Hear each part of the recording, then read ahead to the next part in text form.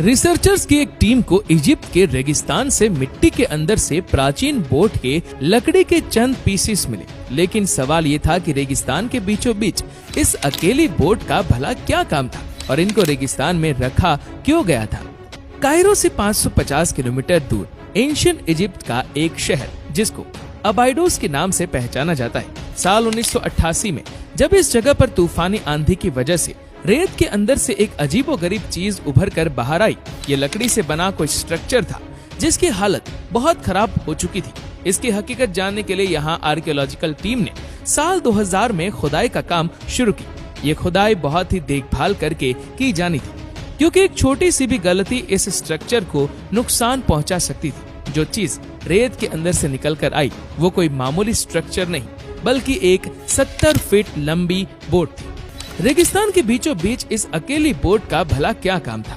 मामला अभी यहाँ खत्म नहीं हुआ था। इस गुत्थी को सुलझाने की खोज अभी चल ही रही थी कि मालूम पड़ा कि यहाँ एक नहीं, दो नहीं, बल्कि ऐसी टोटल 14 बोट्स थी जिनको एक दूसरे के साथ साथ लाइन से रेगिस्तान में दफन किया गया था।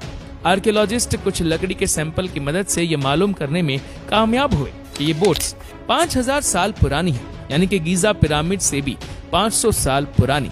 पर यह अकेला जवाब इस मिस्ट्री को सुलझाने के लिए काफी नहीं था। कुछ अरसे के बाद लेटेस्ट सोनार स्कैनिंग टेक्नोलॉजी की मदद से जब इनका 3D मॉडल बनाया गया तो वो कुछ इस तरह दिखता है। 60 से 70 फीट लंबी बोट्स जिनको देखकर ऐसा लगता है कि इनको बड़ी एहतियात से एक दूसरे से पैरेलल खड़ा किया गया है, जिसका मतलब है कि इनको यहाँ लाकर खड़ा किया गया है। जब बोट्स के ढांचों को 3D ग्राफिक्स की मदद से दोबारा रिकंस्ट्रक्ट किया गया तो मालूम पड़ा कि ये कोई मामूली बोट्स नहीं बल्कि रोइंग वेसल थी, जिनको 30 लोग मिलकर चप्पू की मदद से चलाया करते थे, जैसा कि आजकल की राफ्ट बोट्स होती है। इनके डिजाइन पर गौर किया जाए तो लकड़ी के तख्तों को रस्सियों से जोड़ कर बड़ी महारत से बनाया गया था।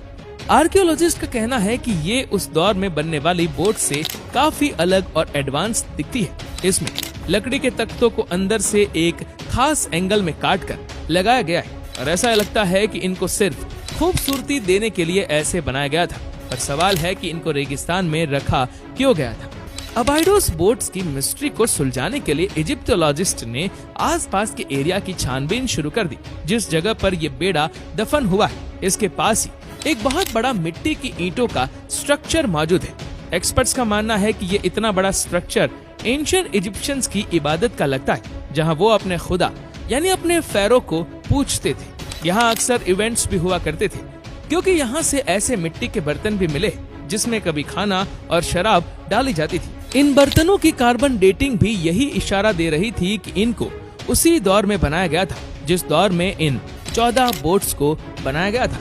अब इजिप्टोलॉजिस्ट को पक्का यकीन हो गया कि 14 बोट्स का इस स्ट्रक्चर के साथ जरूर कोई कनेक्शन है। करीब से जब इन बोट्स की दोबारा जांच की गई तो पता चला कि इस बोट्स के आसपास भी मिट्टी से बनी ईंटें लगी हुई है कि जैसे इनको खास बोट्स के लिए बनाया गया हो।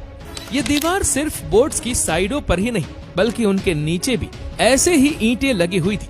अब जब 3 साइडों पर ईंटें लगी है तो जरूर बोट्स के ऊपर भी ईंटें लगाई गई होगी, जो अब वक्त के साथ गिरकर खंडर हो चुकी है। 3D ग्राफिक्स की मदद से जब बोट्स के ऊपर वाले हिस्से पर भी ईंटें लगाई गई तो वो कुछ इस तरह का मंजर पेश करने लगी।